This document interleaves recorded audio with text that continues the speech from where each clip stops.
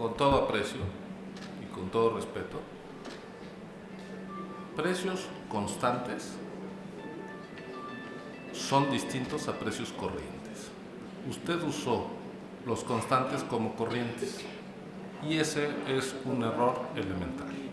No se puede hablar en términos presupuestales como si los precios a lo largo del tiempo no tuvieran variaciones. Si así fuera, su partido tendría que reconocer un crecimiento de la economía mexicana mucho mayor por efecto inflacionario. Y sería una trampa que alguien dijera, pues como hay más pesos, está creciendo más rápido la economía. No, hay más pesos, pero ¿cuánto de eso se debe a un proceso inflacionario? Los criterios de política económica marcan una estimación de crecimiento de la inflación a la cual se deben sujetar todas las instituciones públicas. No es lo mismo un peso de hoy que un peso de hace un año, ni que un peso dentro de un año. Eso se llama deflactar, por eso se habla de crecimiento real. Y real quiere decir el que en efecto está ocurriendo, aislando el fenómeno monetario que está presente en la vida de toda economía medianamente compleja. Pero como afortunadamente ya dejó atrás, con todos sus problemas, la economía mexicana, el trueque, tenemos que considerar la moneda y su comportamiento.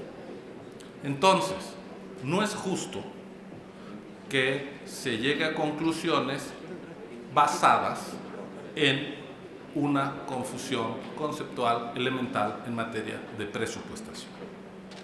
Lo digo así: el decreto de presupuesto vigente para este año, que se publicó el año pasado y que empezó a operar el 1 de enero, nos dio un presupuesto de operación de 11,442 millones de pesos. Si a eso le agregamos la estimación inflacionaria, esos 11,442 millones de pesos al final del año, para mantenerse constante, por eso se habla constante, ascendería a 11,823 millones. Lo que nosotros estamos solicitando frente a ese presupuesto constante, es decir, sin el efecto de la inflación, que es un efecto nominal, no es un efecto real, lo que estamos solicitando es 11,232 millones, es decir, 591 millones de pesos menos. Pero se dice, bueno, si no tomamos en cuenta algunos efectos, de todas maneras, esto es un presupuesto que crece, a ver, en términos nominales, lo cual es un error de primer semestre NA. En términos nominales, ¿cuánto estamos pidiendo? 210 millones de pesos menos. Si no hubiera habido inflación, si la inflación hubiese sido cero, lo cual habría querido decir, entre otras cosas, que la economía está medio muerta, aún así habría una reducción, porque estamos pidiendo en términos nominales menos dinero. Luego se dice, bueno, el edificio, ¿de acuerdo?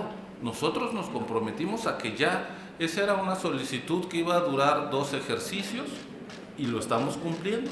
A la Cámara así se lo planteamos y estamos siendo congruentes.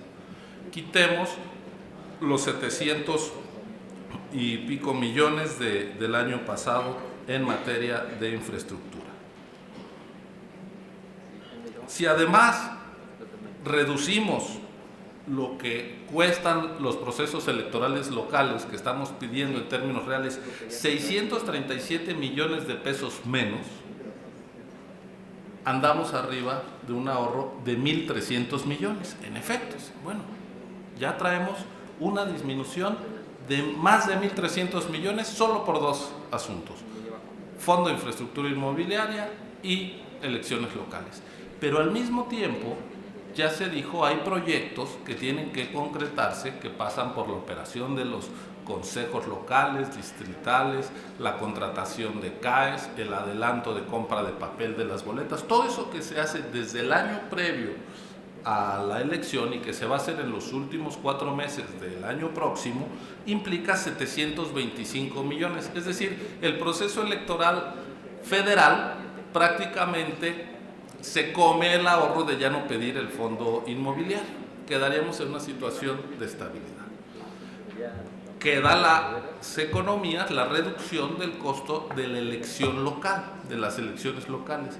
Pero tenemos un incremento que se ha explicado con claridad, que es que vamos a seguir combatiendo la informalidad laboral en el INE. Hemos mantenido que el Estado mexicano no puede ser un patrón que viole los derechos laborales de los trabajadores y que quienes sean asalariados permanentes del instituto deben tener su seguro social, su ISSSTE en este caso. Eso lo empezamos hace un par de ejercicios con la incorporación a la seguridad social de 5,600 compañeros trabajadores de los MAC, y ahora estamos por acabar con las plazas de honorarios eventuales y por fortalecer, como aquí se ha señalado, por ejemplo, la unidad técnica de fiscalización. No teníamos un solo auditor con plaza, todo mundo de honorarios. Necesitamos fortalecer las unidades de fiscalización en cada entidad del país. Bueno, eso implica la creación de plazas presupuestales. Entonces, por un lado, tenemos ahorros muy claros, son en buena medida la infraestructura. Por otro lado, que hay menos elecciones locales, y tenemos presiones de gasto adicionales frente al ejercicio en curso. Proceso electoral federal que se llama 2017-2018. Quiere decir que empieza en 17, quiere decir que hay que fondearlo desde 17. Y tenemos la necesidad de incorporar al Servicio Profesional Electoral Nacional, al personal de fiscalización, al personal de la unidad técnica de vinculación con los OPLES y al personal de la unidad técnica de lo contencioso electoral, como nos lo han reclamado distintos partidos y como lo ha confirmado el tribunal.